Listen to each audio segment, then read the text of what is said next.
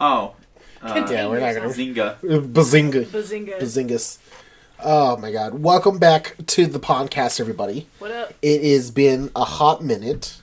We are currently all in the same room together. So we're not on Discord today. I feel this is a first, even before the reboots happened. I feel we always did it remotely. We did it remotely, yeah, but even before the pandemic. But, you know, it's always hard to find time to get people together. But now, that we just happen to be hanging out, and we watched Dune together, so we're going to talk about that. It's really just nice to just record and just have everybody here. We're in the spirit of Thanksgiving. So, as you can tell in the upper corner, we have a guest with us today. We have, if depending on which video comes out first, Bill, would you introduce yourself? Hello. I'm TotallyBillard. I stream and I do games. I think it's funny. Hee hee. Bill is a good longtime friend, and also the significant other of Lindsey here. Yeah. Your boothang. I guess he's cool or something. I don't know about that. And with us as always, Max. Hi. And just so people are aware, Bill's the one that has the cool background with his picture. Yes, yeah. And that magnificent facial hair. No, that's me.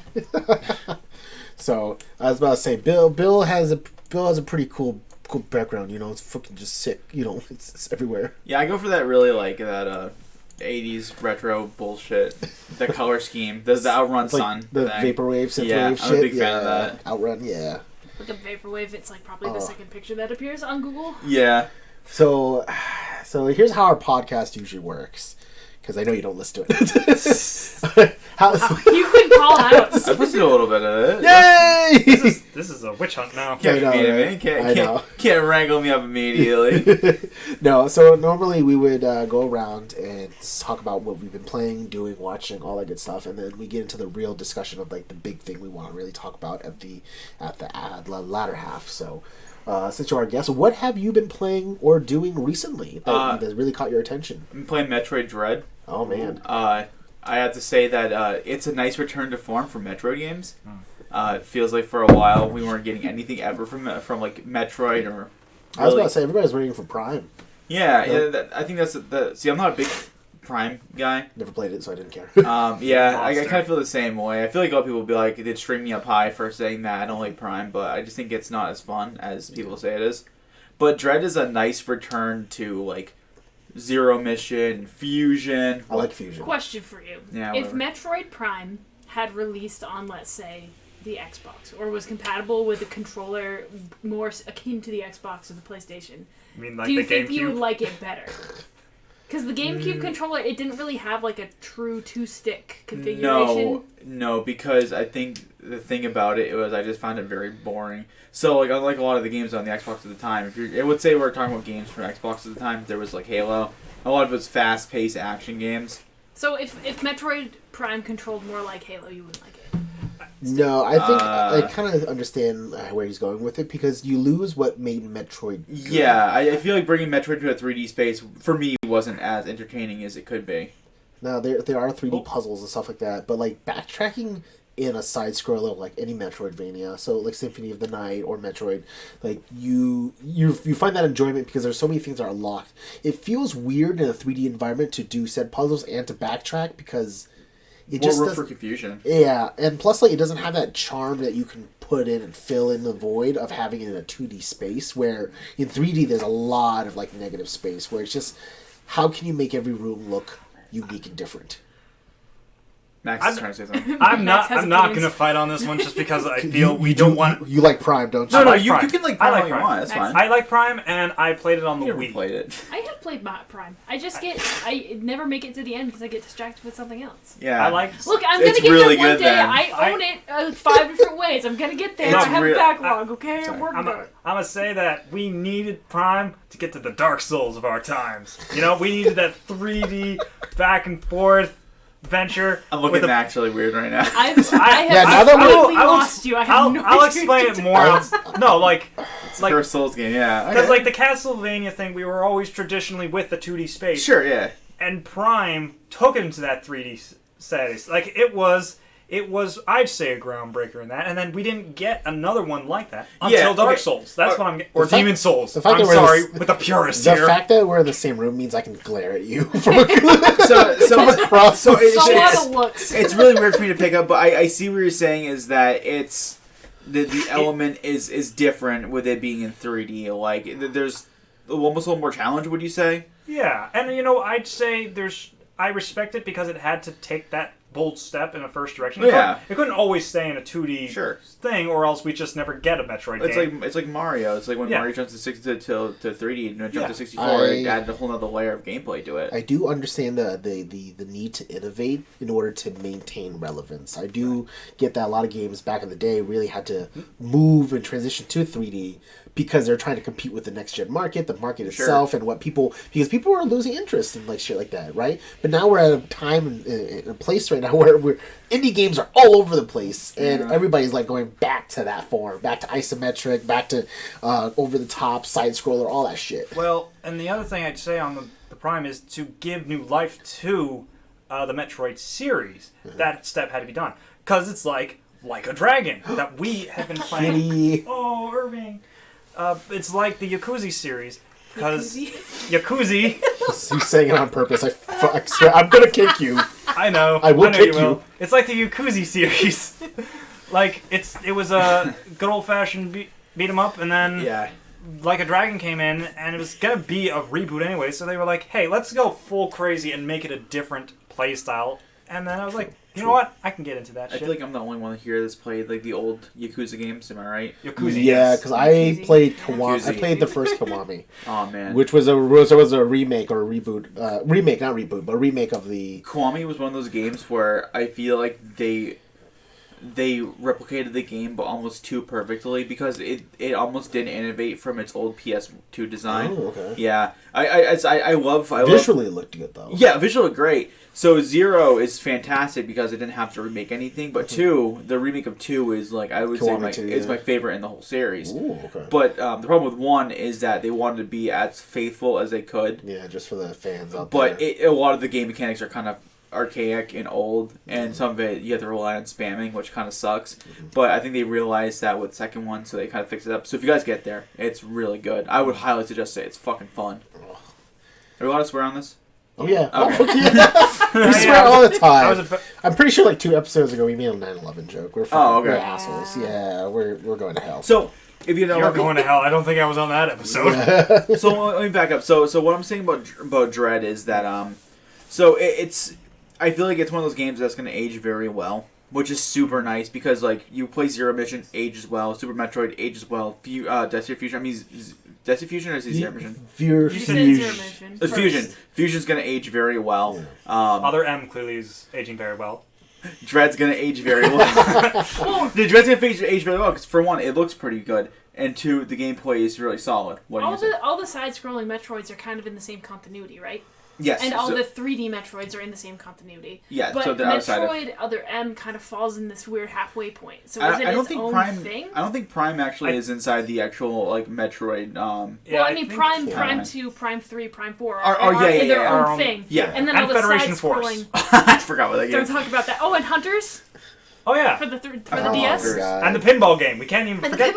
We're forgetting all these classics. I'm saying that there's there's 2 official continuities. There's the 3D timeline and then there's the 2D timeline. But Other M is kind of like 2.5D. So is it its own timeline? I'm pretty sure Other M is supposed to be in the 2D one. Okay, I've never played Other M. So I think Dread is also the pinnacle of game design because it's a game where you. Like, I haven't got lost at all. It's so easy to read, but at the same time, you can still explore. Mm-hmm. So, like, right now, I'm towards the end of the game, and now I'm just running around picking things up before I fight the final boss, and I know where I'm going. Like, it's easy to decipher the map. I feel like a lot of these games are kind of like the Metroidvania games. It's so hard to read the fucking maps because it's so chaotic. Yeah. So does it follow the same format of... So is it format of if you walk in a room, the whole room is now opened on the map, or is it you have to walk through the room to unlock the rest of the room on the map? I can answer this question because I've watched you play a little bit without having played it. So when you enter a room, it gives you the outline of the room. Okay. But it's got like as you explore certain bits, it like lights up. It's really cool. Yep. So just like the other ones, okay. Because like Yeah, at first that question stumped me. I was trying to figure out what you meant by that, but I get what you mean. Yeah, because there are some games that just don't like show you the outline of a room unless like if you play Castlevania, you can buy a map. Play like Hollow Knight, you can buy a map. But Hollow Knight did it in a way where you can put little stamps. I need to play that to help identify where to come back to. I have it. Because there's no identifying markers except for just the map and the name of the town or the area. So it was really cool that they give you X amount of like things. So they give you a legend and then you can have 10 of everything. And so like I would put the red pins to be areas that I need to come back to when I have a certain ability. I don't know what the ability is. I just know I have to come back to it. And so you kind of always have to keep you in yourself keep adding stuff to the map to help you identify whether to come back or not. That's cool. So that was a really neat like process. But I think I like the fact that you can still explore what you're doing in Dread right now. Are you trying to 100% it and just collect everything before you fight the final boss, or? I just want to get enough things where I can say to myself that I did the most I can or the most I wanted, because like I'm not really interested in completing all of it. Like I'm not interested in getting 100% items in every area because it's gonna take a long time. Yeah. And I got things I want to do besides playing this game, but it's super stylish. And I would 100% recommend it. It's so cool. Mm-hmm. Yeah. Final question about Dread here. Where does it fit in the lore? At the very end. Very end of. Yeah, it's the very end of the Super Metroid through Super Metroid. So it goes Metroid, Super Metroid. No, it goes Metroid, Super 2. Metroid 2, Samus Returns, Super Metroid. Then it goes Zero Mission actually is a remake of Fusion. So after Super Metroid, it goes. God damn it! I'm losing track of it. I'm Fusion this one. God damn it! Okay. I'm gonna. Zero Mission and Fusion on both on the Game Boy Advance. Yes. One's a remake. The other one. Yeah, Zero Mission is a remake of Metroid, the original. Oh, the original. Okay. Yeah. Oh, I didn't know that. You know that? No, I didn't. Oh, you should play it. It's great. Yeah. So it takes maybe 3 hours max. So you don't have to play the original. So the continuity is basically the release order. Yeah. So Zero Mission, Super Metroid, because Super Metroid it takes place where you go back to the planet and you're basically trying to get the last Metroid back. Yeah, I didn't realize Zero Mission was. Super Metroid is it's same as so it goes Metroid, Metroid 2, Super Metroid, Metroid Fusion, and then Metroid Dread. Sorry, I got confused when I was talking. That makes a lot of sense. I'm not the best to articulate. That's all right. Zero Mission. Oh shit! This whole thing is gonna be confusing. So I never played Metroid 2. I know I need to play it. Oh, we have the remake. But I need 3DS to play it on. And we can break out one of my 3DS. Cool. We'll break out one of them. I have one 3DS. I have the Fire Emblem Fates 3DS, and it's worth like $700 to $1,000. So just don't open it. So You've never opened it, right? Oh, I've opened it. I've played it. It's very lightly played, but I have all the box and like the inserts and instructions and stuff like that. You are a huge collector of that shit. So I have it. I have it put away right now. Where I have Frogs and Falco, you have. I have Fire Emblem. So I think the timeline I have is that's not canon. Whatever you're reading is not canon. It's a lie. I'm reading it from the Metroid database. What's the timeline? So weirdly enough, Prime is in the timeline actually. Really? Oh my gosh. Metroid, Metroid Zero Mission, whatever we want to say. That's first. Then the Prime series is in there. Oh, weird. And then after the Prime series, it's Return of Samus. Samus. Super Metroid, Other M, Metroid Fusion, and then Dread. Oh, weird. I guess I never really thought that Prime was in the series. Yeah, I always thought it was its own separate. I thought so as well. That's weird. Well, the more you know. Yeah, the golden star flies fucking in front of me. I feel like at some point, when Metroid actually does get a lot more games, Nintendo's going to do what they did with Link, where it's like, oh yeah, here's the main timeline, and then it's going to split into 3 different things. That timeline for Zelda is a fucking mess. Yeah, it is, and especially with the Hyrule story is ruined now. Now because all the games added, it's just completely busted. And even in that book that they released. That also had the timeline actually had a very, very big error in it. Which one was that? Who cares, actually? So I started putting you on the spot. No, my friend Andrew discovered it. Andrew Kickless. He pointed out that because he's a huge Zelda fan, and he also, I believe, he speedrunned Ocarina of Time before. They mixed up one of the gem things you collect. like pendants? the sacred, not the sacred stones. in Ocarina of Time, what was it? All the sages. The pendants. Yeah, the actual medallions. the medallions. Yeah. They're just That's called it. medallions. They mixed up because of their colors. They mixed up what the like the earth and the fire, not the earth and fire. Oh, interesting. the spirit and the. Yeah, like they solar- literally because their colors were not they put it color coded, but they didn't actually put it. There was In the those right two order. in the right order were mixed up. Yeah. So fun facts. Wow, Yeah, that's fucked up. he pointed it out to me. He was like, "Look at this error," because he had the thing with him. So it was very funny. Yeah, that shit all they made up over like the I was last about to say second. everything is made up at this point. Yeah. I don't believe anything. I mean, Drive there's this shit. This is why I don't care for canon stuff, because then this is all you get. People Well, just fucking the lore. I like lore, to be honest. Like, I was talking to Lindsey about Pokemon lore is fucking busted because they keep adding to it and they keep erasing shit, and I kind of miss the old There's a lore. Fucking super god, no super god. See, There's they fucking- keep adding stuff though, but like not ever expounding on it. Where's the Poke War? Like there's They- in Sword and Shield they added like this whole ancient thing where like the hero The saves darkness. them, yeah, saves the. yeah. It's like give me some more details. So when did this dark happen? What happened to Arceus? Like, where's the Yeah. fucking what's going on in the Nin- Pokemon universe? Nintendo needs to now make like the Pokemon multiverse at this point. I'm not kidding. Like they've Dude, Mystery Dungeons were awesome. they have filled up the main Pokemon series with so much crap, Yeah, they have. where that you can't get all the Pokemon into the newer games. That was the bigger controversy with Sword and Shield. They've got to just say, you know what? All 1,500 Pokemon are gone. This is the new set for this new game. See, at They're first, all giving me this terrible look in here. so at first I was actually upset with all the Pokemon not being in the game, and then I started really making a lot of sense of it because, like, really when you think about it, our continent doesn't have all the Pokemon. It doesn't have all the animals on That's it. very true. So I think we they're don't got running kinda- zebras. Yeah, like, we don't got zebras. Except we for don't got zoo. fucking lions. Yeah, that. I see it that way. I know people don't like Natively, that, yeah. but I see kind of why they do it. But I understand That's the people one thing like, I'm okay with Pokemon in terms of like why isn't all the Pokemon in this one area? Well, again, like you said, like Africa has the lions, Yeah, the it's like real zebras, life. and the giraffe. Like we don't got that natively. We have it in zoos, but again, that's not native. Yeah. We don't. It's like there's a lot of birds. or like a variation. I of think yeah, a that lot of the- birds and squirrels and shit like that. To play devil's advocate, I think that the problem that a lot of people have is that you don't have the option later. Like To bring 'em like in. it's fine when you have the national or not the national decks. You have like the local decks. Mm-hmm. And then you beat the Elite Four, and it opens up the national decks, and you can start trading that's- Pokemon from Exactly. everywhere. Yeah, and, that'd be like, cool. That's Well, see, I get that They're part. they're upset because the national decks isn't a thing later on. Yeah, like, yeah, that's you don't a- that's have a waste. a chance to. collect I them. do find that it is a giant middle finger to those who actually did constantly save their Pokemon, transfer them to each game Yep. from the Game Boy to the fucking SP to the Advance, Yeah, and people then that traded and up then, all and the then, way and to then that. back up to the DS because the DS you could plug like in Diamond and Pearl or Black and White. I think Diamond and Pearl that you can if you have your Game Boy, if you have your Pokemon Game Boy cartridge in your DS, it can link with each other and take it. So I was like, that was cool too. But yeah, I understand that. So yeah. I was opening up Pokemon Home. So Dread's a pick for you, Bill. I would give Dread. I'd give Dread so far a 9 out of 10. It's pretty good. Yeah, we're gonna talk about games that we liked in terms of the whole year, but we'll get to that in December. Hell yeah. Anything else or That's pretty much it. It's, Linzorb? Yeah. What have you been playing or watching or doing or anything as of late? I actually have been playing games a little more recently.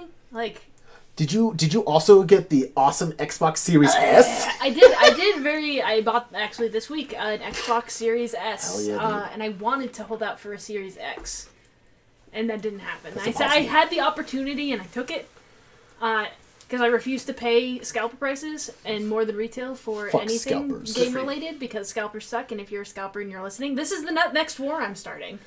I'm calling out a lot of people, a lot of different groups of You've people. already upset so many fandoms. The but- Scientologists. Scientologists, League of Legends, The League of Legends people, the scalpers, I'm after you. 9/11 enthusiasts. But I downloaded, I got Game Missed Pass. in the past meeting. Yeah. You were there for Scientology, weren't you? I think, he was there for Scientology. Yeah. Max was busy working because we did it on a Thursday night. Probably. He was still at a meeting, so. You gotta watch out. You talk shit about Scientology, So- they'll dig dirt up on you. Yeah, good luck. So Come at me. what have you been playing? Or what is the most the one you like the most that you've been playing? I got Game Pass and I Death downloaded Store. a whole bunch of stuff, and I played. First I played Donut County because it's a very short game and it's relaxing and kind of fun, and that's kind of what like spurred me to play games again. Like, so I 100%ed it. I got all the achievements, and it was really easy, and it was a good chill time. And then I downloaded Death Store, which is like a little. Which is not a chill time. It's not super chill time. It's kind of like a Zelda-esque type game, like isometric. You showed it to me, and then you got mad and turned it off. Yeah, I did. Remember I that? explored around, and you play as a cute little crow with die? a sword. I did die. She died like 3 times, and she like turned it off. And I'm not super duper far in the game, which is really sad to say because I got upset at basically the first dungeon. What was I saying? But the game is pretty it's nice in that it opens a lot of shortcuts. So like, you aren't constantly because you'll die occasionally, and backtracking through the world isn't necessarily fun. But it opens a lot of shortcuts. The part that I got frustrated on is that there's no shortcuts, and I'm just running through like 15 rooms, and there's almost no enemies in the rooms. I just have to run through them. Oh wow! And I'm just like, I don't want to run through this room again. Man. To die. I kept dying on something. What was I dying on? They kept shooting you and knocking you off the fucking edge because it's a weird I'm being isometric. careless. I'm trying to run through, and there's this area where they're like, Like it's like Dark Souls, you gotta run past things and you so get hit. it's isometric, so up isn't necessarily like up in the world. It's all Like you angles. kind of have, you have to do everything on a 45-degree angle. It's kind of weird, really, when you're playing it. And there's a whole bunch of stuff like shooting arrows and magic at you, and like little dudes with pots on their heads, like trying to get you and stuff. And they're relentless. Like if you run past them and don't kill them, they will follow you until they literally cannot anymore. Oh fuck! And so I was just trying to like power through this area to get somewhere new and hopefully open up a shortcut. And I kept like falling off the ledge and dying and stuff. Aww. I was just getting impatient. Okay. So you just started that game though? Yeah, I haven't put a ton of time in it. And I also started playing Piku Niku. Piku Niku. It's like, really funny. Yeah, you're like this. It touted itself as like you uncover a dystopian like apocalypse world. But you're this cute little red dot that just rolls around and kicks shit.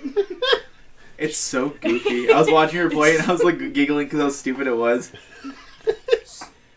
So, is this just like a little red dot overthrowing the overthrown governments or something? Is this a communist metaphor going on here? I have no idea. It starts as it gives you a little cutscene with this dude with a lot of money and a crown. He's like, I'll give you free money.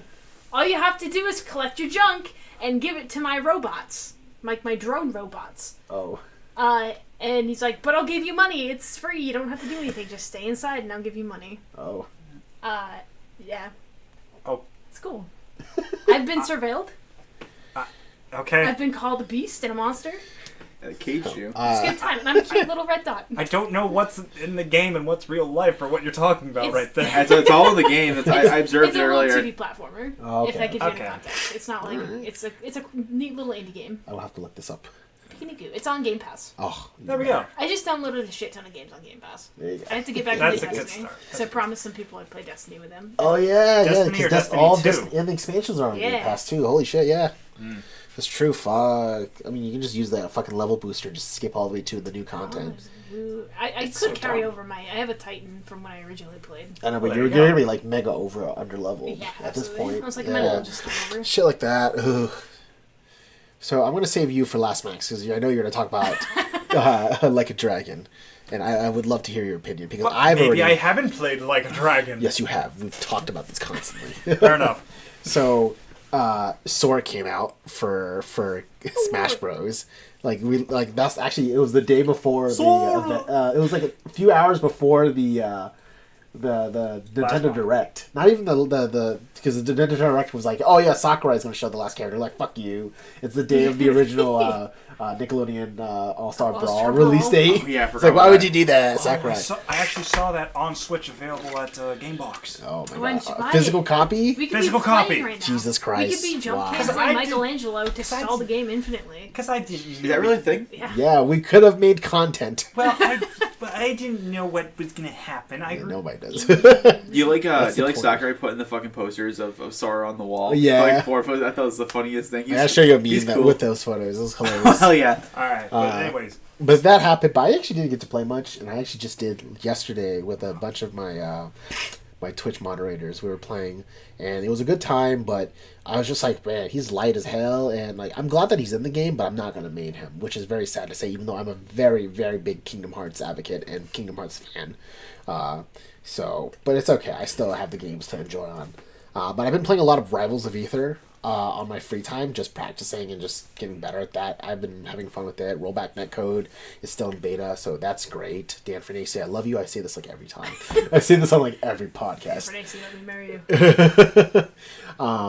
But I've also been, because I've been busy with work a lot, I've been actually playing a lot more of Creatures of Aether too, which is on my phone, which is just a Rivals card game that Dan created, which is great. Also love that too on my free time. But I've been in a little rut in terms of games because I beat Like a Dragon, and then I played Pillars of Eternity, and I beat that too. And I've been on this like kick of like I want to play some really good RPGs, but after that, I don't know what to play. Did you say you Pillars of Eternity? Yeah, I beat Pillars of Eternity. It's on Game Pass, right? Yeah. Is it super good?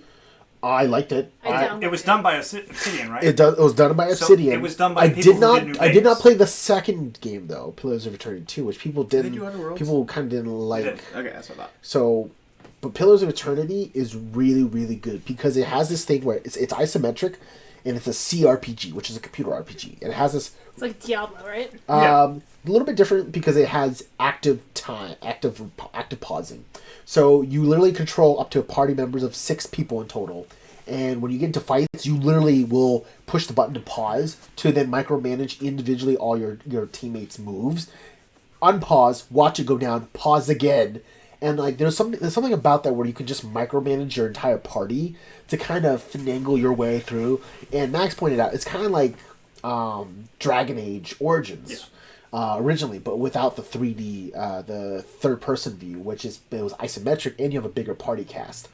All the party members are good.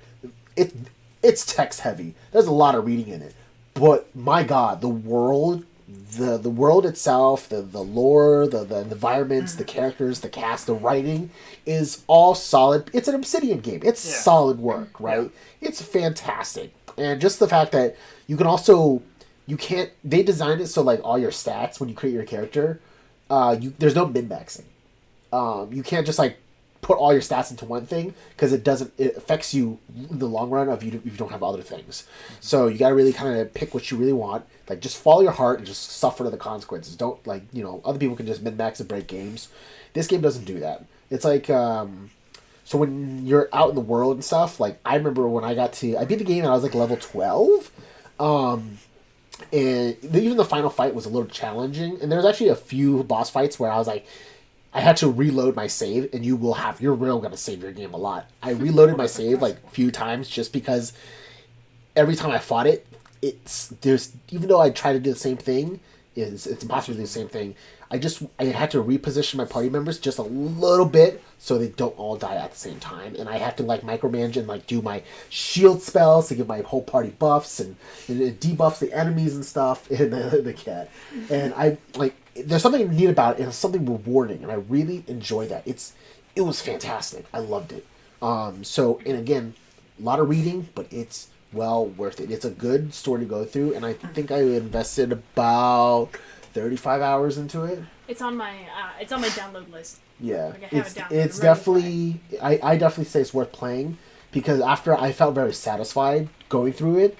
But now you're trying to find something to get that similar itch. I'm trying to play other fantasy games just to get a similar itch, but at the same time, I actually slowly died from that high of playing fantasy games. So now I'm like just trying to figure out what to play until Battlefield comes out and until Halo comes out.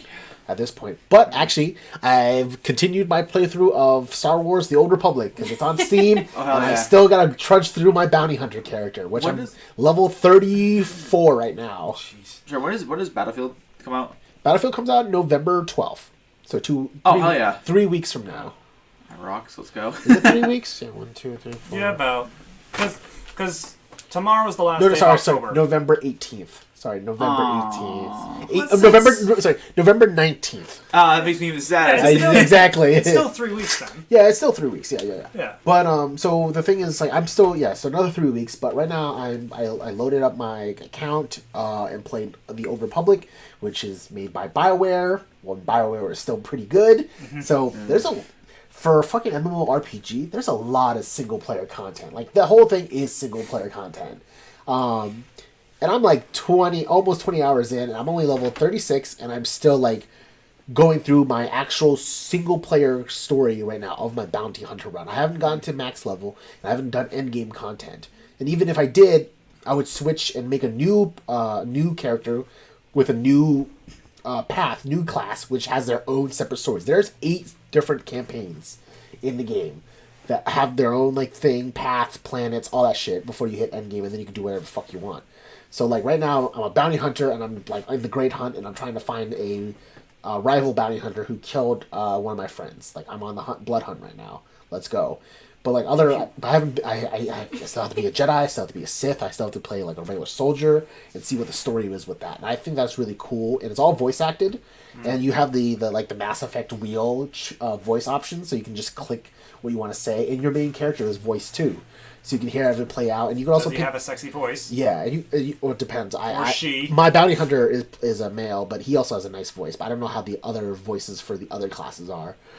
But there's also the Paragon system of Mass Effect where you picked good or bad. So like there's a lot of times when you have a companion for an MMORPG. You have a non-human companion, an NPC companion that follows you, talks to you, and like judges you if you do bad things or good things, depending on what their morals are. Now, does it actually have a huge impact? Because most Paragon systems are like, oh, you did this thing that this person doesn't like. They're gonna wag their finger next time. I don't know because it tells me I get points for the good or bad thing, and it adds up to my total. And there's tiers you go through. I know visually, like if you go bad, you'll make your character look more evil and sinister. Oh, it's like Fable. Pale. Yeah, or like Mass Effect. But I don't know. Yeah. I think they said there's other rewards and restrictions. So like there's certain armor you can only get if you're at a certain evil level or good level. We can wear cool certain sets, and I think that's pretty good for an MMO. It's fine, but again, it's your choices too, because there's plenty of times since I'm a bounty hunter where I chose to kill people.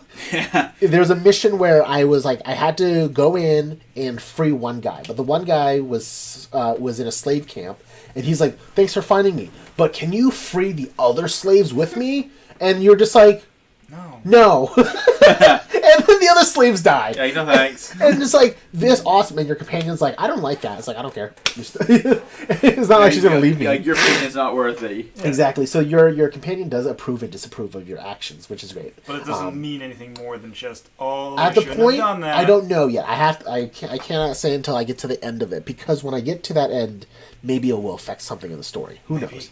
Because I just got a ship. So I finally just got my first ship, and I'm like now exploring the galaxy because I was restricted to the first 2 planets, and now I'm like free to roam and do other shit, which is great. I'm building it up, and also my class, I have fucking my hotbars filled with fucking attacks and shit and like missiles. Yeah, Bounty Hunter is so sick. It's great. So that's what I've been doing right now, and I actually just started Mass Effect Andromeda. Because it's also on Game Pass. Interesting. Is that the my face hurts thing? They fixed it, but I also want, because I never played it in the beginning. I never bought it day one, so I don't know.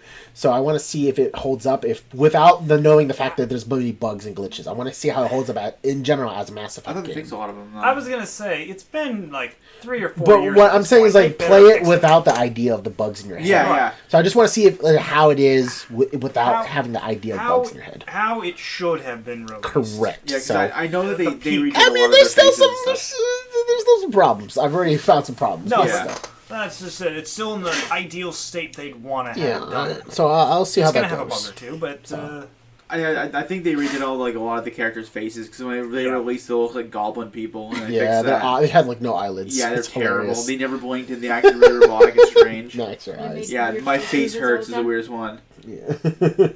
Yeah, they always think they were uncomfortable. Yeah. Those videos are great when the game first came out. Or they just started becoming sentient. That was the What a golden magical age. time. Yeah, 2018. 2018 was a great time.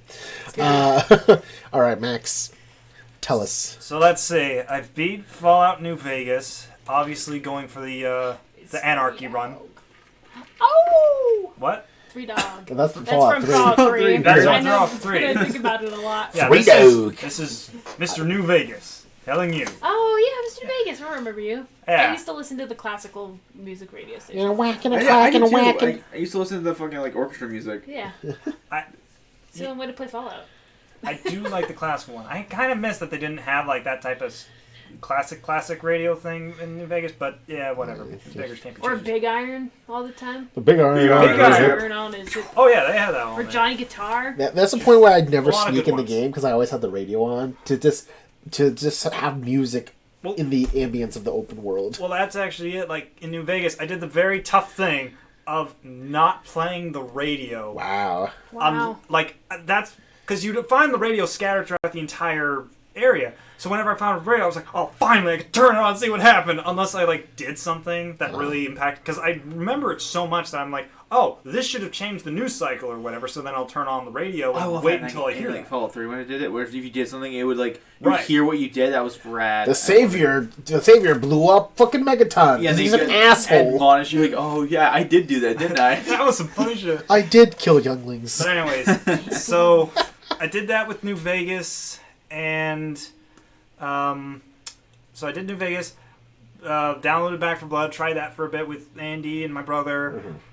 It's alright. it's all I right. forgot that came out. Yeah. I would not tell people to spend $60 They on it. got us free on Game Pass. Yeah, if you have Game Pass, give it a Fuck try. yeah, it's free. Might as well. And it's Yeah. decent. But they're charging $60. It definitely reminds me of Evolve. Oh really? It's definitely. I feel like it's gonna go that route of it's. Because I played the beta for it and it was fun, but I don't. That was beta. They did fix the AI from the beta. Oh, cause that was busted. Yeah, That no, their sucked. AI are great now. And I think with Back 4 Blood, you need friends, because my brother and I tried playing it like us with the bots. Those bots probably did more damage to us than the Yeah, they zombies. shoot you and shit. I remember the beta they would shoot you. They shot Well, at if me. you play on easy mode, then you don't take no damage. So if you play on normal, Yeah, like play a on real normal. man, yeah. Well, that's it. We did play on normal. And then the other kicker is that when all the actual bad zombies would happen, one of two things would happen. They either would not shoot at them, or if I was down on the other side of the map and I told Dennis, "Hey, Dennis, go run, get away from here, because you're going to be overwhelmed in a minute," he would run. The AI would try and help me, but if it was the exact swapped thing where my brother was down and the AI was literally right there, they would run to the other side of the map to get to me rather than helping him up. So you need friends, first You of all, definitely need friends. which is a very bad thing for me to tell gamers. I know. Everyone wants me to play Back 4 Blood. They do? See, they had it in beta, but it wasn't that they didn't want to help us, but they one of the AIs got lost. So as a part of I was in the beta. I can't remember what level it was, but you had to like go down an embankment, but you couldn't go back up. Right. But the AI decided to just stick way back, and he just would not come to us. I think my theory, based on hearing that, and what happened with me and my brother, was that I think my theory is they changed it so that the AI always goes where the party leader goes. Good. Which means, like, if your friend is down somewhere Oh yeah, else, no, that kind of sucks. then the host is going to be the one who gets the two. The host always will have, like, two people who probably don't even have guns. They probably just have Nerf guns for all It I should know. always. I feel like the AI should always go where the person who, like, anyone who's in peak or who is like ahead of Right. everyone. You think that's how it works? I think there's a lot of issues, and that's why I'm saying don't pay $60 for it. But anyways, Yeah. so that's Back 4 Blood. New Vegas, Back 4 Blood. It's been ages since I've been here, so I don't know if I've said it, but I've played the 12 minutes game that you already talked about that. You've already talked about that. Talk about 12 minutes. favorite game right there. The game of the year. Game of the century. That's a blatant lie. I watched videos on that. I watched all the endings. It's fucking goofy. And then there was this one other indie-ish AAA game that I played. It was like, I can't even remember. It was like Great Escapism or something. Like, it's a beautiful game that has some actual actors in there. Like, it has Carl Like, you are a folk singer who wants to be this great epic guitarist, and Carl Weathers one day just shows up in the middle of the night and takes you off to be this rock opera god in space. You telling me Apollo Creed's in the game? Let's go. He is not in the game. He is a fucking main character. Oh, let's go. Like, it's a game where it has the... And then... Because it's boring at first. But then, like, you're literally, like, sliding down a hill playing an epic guitar solo while there's a fucking comet meteor shower going on behind you. That's right. It's beautiful, but I get to the end of the game, there's no content. You're just running right the whole time. And like you're running right with the exception of like a few Simon Says game moments with the quote unquote bosses where it's like boss presses the Y button, you press the Y button. And they say, "Oh, just play whatever, and however fast or slow you want." It's like, okay, it's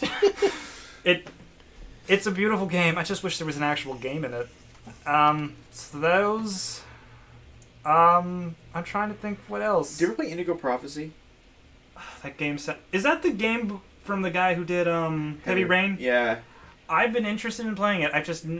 It was always on the PS3, so I never had a chance to play it. If you want to play a game with a fucking Simon Says in it, that would be the game for you. I can't anymore. It's fucking bizarre. I was so excited when I played that game. I played it until literally all of the action sequences turned into fucking Simon Says. It's so weird. I mean, I'm not kidding. It's like the colors and everything. It's bizarre. Sorry, continue. No, I think that was gonna be it because those were the games, and then I've been playing Like a Dragon because the thing ain't even. Hey, don't lie, you like it. I like it. I love it. The moment I found the grown male baby nursery, I was already in love. I love the main character. I love. Hold on, there's a grown man male nursery grown. No. In the diapers, right? Yeah, in diapers. Grown men in diapers. Oh hell yeah! That's a Yakuza staple right there. That you could unlock as a summonable character in your fights. Awesome. Summonable character. Yep. Is it like Are they traditional wearing bonnets? JRPG, like turn-based you know what? combat? Let me show you. So this was the moment. The UI looks like Persona. In terms of how you select the attacks and things to do and your items and your spells. But, so your character is still, but the enemies around you are constantly, like, moving around you. So you're walking, just like in a Yakuza game, you're walking the overworld, and then people are like, hey, see you, and then they initiate combat, and then it pops up, it tells you what they are, hooligans, Yakuza, thugs, and then once that happens, where they're standing, everybody starts to like slowly moving left or right, and so when you select your attack, your character then runs up to them and do said attack, but after that, it either knocks them backwards or around, and then you switch to your next party member, who your party members are also moving, shifting around the battle, so you can't control where they're moving. So, but it is turn-based because as soon as it's your turn, you select the action, then they attack. And if somehow enemies are around you and you do an AoE attack, great. If not, your party member can just be walking slightly to the left or around the corner. So, and that's actually that's probably my only thing on Like a Dragon that I didn't like was just I did like the fighting, but the part in the fighting is that one. Your main character is the only one who can summon the pound mates. So, like, if I have a teammate who I don't want to do something, they have to do an attack, and I have to waste my main guy's town to do like a summon or something. To do a summon. Yeah. And then the other part is that everyone is walking around. So when I do have it lined up where it's like, oh, there's a bike that my guy can grab and then smash in front of the guy's face, or oh, they're all lined up so I can do the fire breath to take out like two guys at once. It doesn't show you how it's going to be done. Yeah. So you could do it, but like even if I'm right next to the bike, I'm not going to grab the bike. Yeah, it's just random. So when I pull out, I also try to do the fire breath thing. Yeah. And I'm like, I see people are lined up. I'm like, let's go. As soon as Namba starts running, they start to spread out. I'm like, no! Exactly. And I only get one person instead of three. So you feel like you wasted your time. Exactly. But either or, it's like it's a choice that you make, though. But it's still nice. It keeps fights engaged. But you know, overall, it's still a great game that doesn't take itself seriously. It has a character who embraces that, and I love the mini games. I love the fact that in the course of one night, go from a hobo who has literally nothing. Like, it starts out as a hobo JRPG, and then, one night I go from having 20 yen in my pocket to, owning the #1 store in the town or whatever. Those games are like so. I played Yakuza 0 through 4, and those games are just like the strangest fucking games ever. Because when I first played it, I didn't really know what the hell I was getting into. I thought when I first bought it, I was expecting it was going to be like just a brawler. I wasn't expecting much out of it. And by like the end of 0, I was like, I was like, this Bravo. is perfect. And then after that, I immediately played 2, and then after I beat 2, I succession. I did 0, 1, 2, 3, and 4. I did them one after. You watched me do all one after another. I was so into them. Are you ever gonna play 5 and 6? Yes, I burnt after 0 through 4. I burned my fucking self out so I fast. can see that. Yeah. Yeah, because I played 5 of them essentially at that point. It's like, what else are you supposed to do with Kiryu? Was there any like, I don't know, repetitiveness or something where you were like, yeah, Well, that like I get burnout is what you were saying, but it's kind of like I think after a while you want to do a different story. So how this works? So with 0 plays like 1, but 0 is more refined than 1. It's more refined than the Kiwami 1. I'm gonna say that now. Because 0 is made from it's its own thing, and 1 is a remake of the original. Right, but it's more like a 1-to-1 remake. I feel like I heard like 0 came out before 6 to keep everyone up to date on the plot. It's exactly what it was. It was also to give a backstory to Kiryu. It's supposed to give him like because there's a lot Majima. Yes, in Majima. So there's a lot of stuff in Yakuza 1. If you played 1 by itself, there's a lot of conversations that like. Don't make sense. Well, it makes sense, but 0 definitely fleshes out a lot, and it makes you really like 0's my favorite. Honestly, 0's my favorite, and then 1 is okay. It's kind of archaic, and then 2 is phenomenal. Just the gameplay is fun. Mm-hmm. Like they took the Yakuza 6 gameplay and put it into 2, which I wish they did with Kiwami 1, but they just didn't because they didn't have time. It wasn't out yet. But, like, Kiwami 2 is, like, so fun to play. So I would say if you play 0 and then Kiwami, if you're getting bored of Kiwami 1, that's okay. Just beat it and go to Kiwami 2. And then it's a totally different battle system. And it's really fun. It's seamless, too. You could run away from battle without, like... Because in the old Yakuza games, you're, like, in an arena. But in 2, you can just run. You can just run away. If you decide you don't want to fucking fight anymore, you just get away from them. You just run down the street. you don't have to worry about like you don't have to worry about escaping a battle or having a deload. You can run across somewhere, pick up a bicycle, run back and beat them to death with a bicycle. It's awesome. And then 3 is old Yakuza again, but it's not as bad as like the original 1 or Kiwami 1. It's still pretty good. Yeah. And 4 is like 4 I have a problem with because you're not just playing as Kiryu, you're playing as a few different characters. Yeah. I feel like Kiryu is what you want to play as. So every time you go to somebody else, you're like, can I just go back to Kiryu now? Mm-hmm. That's pretty much it. I would highly recommend the other games. Lindsey, what are your thoughts? You look like you're about to burst at the seams with it. No, I've never played any of the Yakuza games before. And they're on my list of games to play, which is stacked from the floor to the ceiling. Yeah. I'll get there eventually. There's so many things to play. 8 games to play. Before we talk about Dune, did you see the new Halo's campaign trailer? No. Oh, it looks so sick. I'll show you after the podcast. As far as I know, the multiplayer is... co-op is not when it releases, apparently. Apparently co-op doesn't come co-op out for a campaign? while. Is it going to be separate, or is it... Oh, co-op campaign. No. So it's not being... As far as I know, it's not added until later on. No! Yeah, which kind of stuff... Well, that's what pissed people off. Well, when I saw the trailer for it, I immediately was like, this doesn't look like it will work with co-op. Yeah. Is it open world? It's open world. It's so fucking open world. They're just like fly, drive, call in a fucking airdrop of a car, but use your grappling hook and explore the new like alpha mega Halo ring or whatever. Yeah, whatever. Yeah. Yeah, people are a little upset. Neo ring or whatever, and like. They're just like, go explore this areas. So like the thing is, I don't know if it's like gonna be like ODST where it's like big overworld, but you get to the missions and it cuts to that, or if it's literally like just like any other open world game nowadays where just like go here and then you go here and then you just start fighting and people start talking to you in game and it's like holy shit, here we go. So who knows? But they also showed a lot of like things kind of like Far Cry where they're like there's towers, there's strongholds that you can destroy and disrupt. It's like, oh great, there's things to do.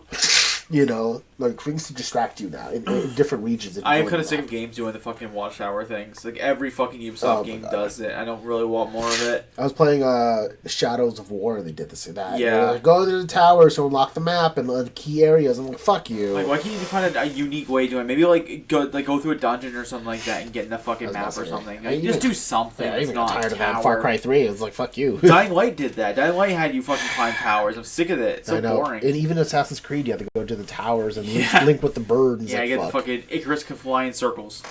Yeah, I remember All that. right, so we have watched Dune. This is near the end of the podcast anyway, so this is a spoiler. So if you don't want to, or you don't give a shit about Dune, that's fine.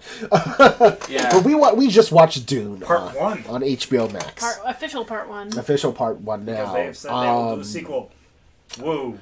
I liked it. The music was good, and Max kind of pointed out during the movie that he's like, wow, we're watching like Blade Runner 2049, you know, in terms of like the audio and stuff. But in the desert. But in the desert, With yeah. some vehicles and stuff, I think that you're hitting it too. I've never seen the original Dune. I've never read anything Dune related, so I haven't read the books or anything. So I'm just new to this, and we started figuring out, because we also talked out loud while watching the movie. We started piecing together what things mean and like, you know, stuff like that. But it was a group think session. It was cool. As far as I know, we were all net zero on Dune starting this. Like, Yeah. None of us have consumed any Dune media before this. And right now, what do you think of it? Just a quick word. Like, do you like it or not? I think it's cool, interesting. I kind of wish that instead of a movie, I kind of am into like the series, like they've been doing on things, because I feel like they really can spend time, like, expounding on ideas and stuff like that. So like, there's parts in Dune that if you're not super, like, if you don't know about Dune, they're kind of like, okay, what's happening? Like, what's happened? I don't understand. Yeah. There's a lot of parts that seem kind of like. It could have been definitely benefited out of being like a series. Miniseries. Yeah, like they seem kind of rushed to kind of get that, because it's a big. Dune is a huge series, and like it's kind of got this status as like the greatest or best selling sci-fi of all time or something like that.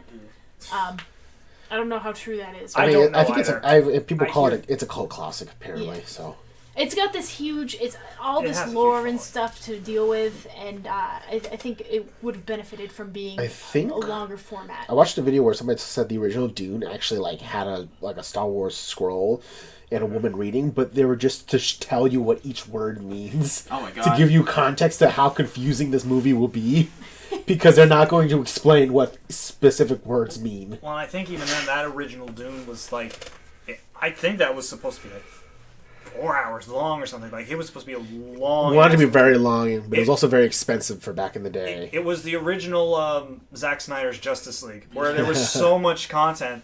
But then they were like, there also you so gotta much... cut that. Holy crap. Actually, and then Warner Bros. Was like, you gotta cut that back to like 2 hours, 90 minutes, maybe. Yeah, I did watch a video about the making of the original Dune, where they actually went through a few directors and a few different screenplays before David Lynch. Before David Lynch back in the day. Now, because they had one director was like, this is a great choice, but either complications or family or people or the company didn't like his vision, even though it was good, and the drawings he had for the things. And then they cut to another director, same thing, you know. Or so it really got to a point where they finally got to David Lynch. Was David Lynch 2001: Space Odyssey?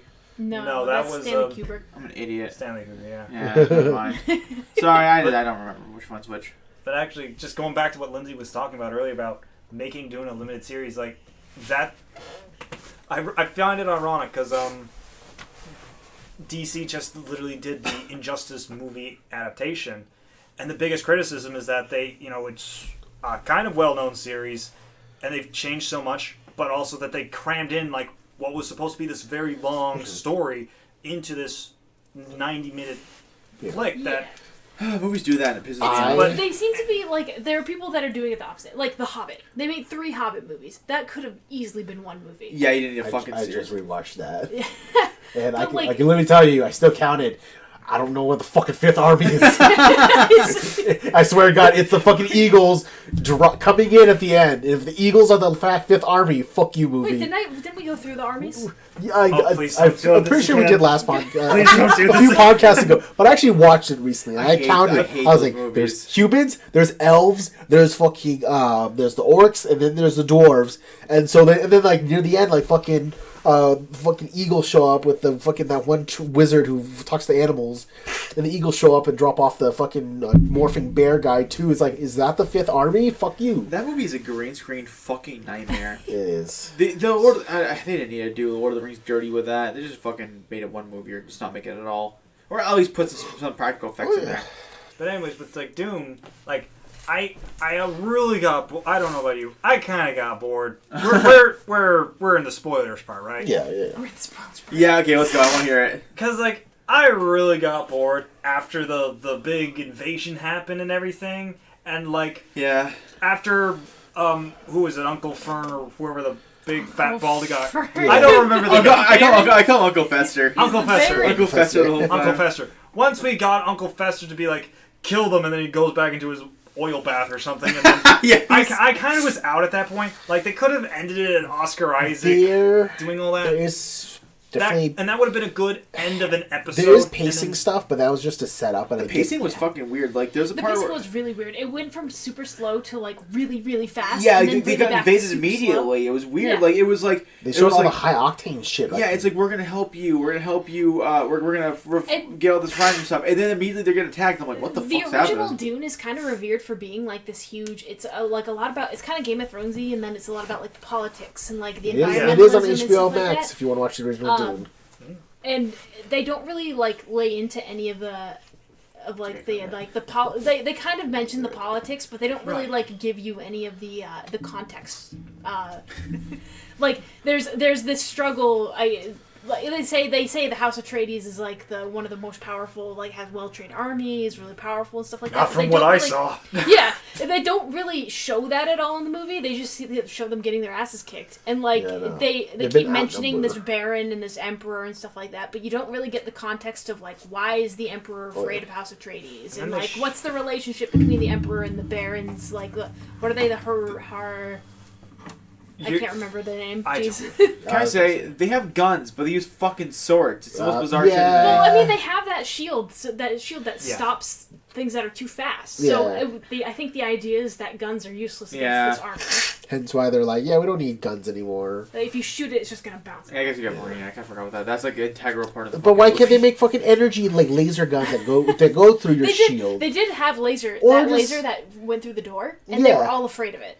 Well, like, why couldn't they have like fucking any other video game where they're like, you have an overshield, but after X amount of bullets, your overshield breaks? Some explosion would take care of those fucking shields. I was about to say, concussion explosion. It took care of it. There's a lot of things mixed in there. That being said, it's not a bad movie. I'm not saying it's bad. No, it was decent. I would say. See, here's another thing about part 2, because they've already showed us what could be.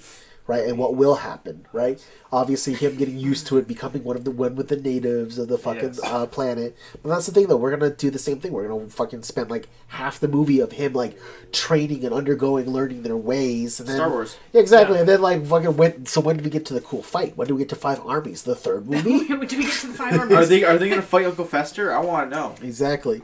But like, if the whole second movie is just gonna be him learning about the natives and I get it. You want to dump all that shit, but like. Come on, you gotta be more. But you did show off like things that could be. So is there only gonna be 1 and 2, or 1, 2, and 3? Like, how greedy are you, Hollywood? It's probably gonna be at least a 3 movie. Yeah. How greedy is Hollywood, right? It's like when I was pissed when I watched the 6th Harry Potter movie. I fucking hated that one. The 6th one? Yeah. I thought the 4th one was terrible. The Order of the Phoenix. Goblet of Fire. No, the Goblet of Fire was the worst one. I did not like the 6th one because the book's awesome. The movie's not. I did not like the 6th one because the entire movie was just Harry Potter going through teenage high school shit. Because that was the movie. That was the one movie where like you had like some in the beginning of the movie exposition with Snape and shit. But like literally in the 6th movie, Like it's like him and his girlfriend. And no, like him going through teenage. Like I want to date girls, but girls like date other boys. He's mad at Dumbledore the whole time. He's like, yeah, exactly. He's pissed off at Dumbledore because Dumbledore is ignoring him the entire movie. Book's the same way, to be honest. But yeah, that's the thing though. The whole six movie was just like I was like, I'm watching high school drama. I'm just going to quickly throw this in here because we're talking about Daniel Radcliffe somewhat. I also saw Miracle Workers. Oh, which one? The first one? The first season? Yeah, first and second season. So on HBO Max. Nice. Oh, it's on HBO Max. It is on HBO Max. Not a sponsor. Did you see what the third season is? I didn't even know they were going to do a third season. Because second season is what Oregon? No, second season is Dark Ages. Yeah, and the third season is the Oregon Trail. Perfect. Yeah, the Oregon. I can't wait for that. The Oregon Trail is the next season. Yeah. What's this show? Miracle Workers. It's an anthology essentially. Every season they have the same cast, kind of like but different stories. It's like American Horror Stories. So the first season is Daniel Radcliffe as an angel, and Steve Buscemi as God. This is real. And they are essentially doing a business, and Earth is just the product. Oh. Yep, and there's a company, so they're going through funny company things in life. But then the second season is the same cast, but they're medieval times and the plague and all that shit. Yeah. But also like the humor and how they talk is hilarious too, because it's like modern but not modern, but they just throw that in there because fucking why not? It's just funny. Anyway, I'm sorry for getting us off track with Dune. One last thing to mention about Dune for me. Upset with the lack of also Zendaya or Zendaya? Zendaya. I think it's upset with the lack of Zendaya. They teased her the entire movie. Oh yeah. It's like the spice. I thought it was like if I can say anything about it, it was a decent movie. Like I wouldn't call home about it, but like if I could give it a score, I'd be like I don't know 7 out of 10. Like I feel like it wasn't so boring that I disliked it. Mm-hmm. There were a lot of weird things and plot issues and like I mean I don't know if it's plot issues for the actual script of the book, but to me I'm like half the time I was wondering like why are they doing it this way? It might just be because we haven't consumed any of this. That too, material. yeah. That's what I was thinking. I was thinking maybe because of that, but pacing was definitely one of those things where I think pacing was its biggest. It was kind of strange. Like there was a lot of like stop and fucking go fast and stop again. I was like, whoa. I think in terms of how me and Max always rate and talk about movies, in terms of the average consumer, I thought it was a cool movie. Oh yeah, it was cool. In terms of actually being like a cinema snob and nitpicking it, yeah, there are pacing problems and there's definitely some moments where, but at the same time, like, but I'm also weird about it because I always point this out. Like Max and I went to go see Blade Runner 2049. That's a noir. Pacing is fucking slow as balls, right? Does get to some good action, but there's still a lot of pacing problems. Yeah. But it's still good though. It's meant to do on purpose. Of course, yeah. There's a lot of movies like that. We were in theaters when we watched it, and 2 college kids got up in front of us and left near like the final act because it was just they were just talking. Oh, and they just left though, and we're like, why? And then they got But we finished the movie. Yeah. We still loved the movie. We thought it was fucking fantastic. Also available on but HBO so Max. But that's just how it's supposed to be though for the ambience. Where this one is like the pacing is just weird. It's the same director. It's the same director. It's the same director. Yeah. So it definitely like I enjoyed it, but there was moments where I was just like, I don't know, man, because I'm questioning a lot of things still, and because they throw a lot of like lore shit. You're kind of supposed to piece it together. And again, if I'm the average consumer, I wouldn't really care because they kind of do it in a way where it still looks cool, but at the end, is this Shannon? Oh my god! You getting FaceTimed? I am in the middle of a podcast. I am getting FaceTime in the middle of a podcast. Andy's getting FaceTime by his fiance, Shannon, who gave us a very dirty look. It's okay. But thank you all for joining us on the podcast today. That was our talk about Dune. So, oh my god, Bill, you're right there. Get out of here. Oh yeah, there was a weird spider thing. There was a weird, Desert Power. Desert Power! Desert Power! Raising up a fist in the air. Desert Power! Power! I am not raising my fist. Black Power!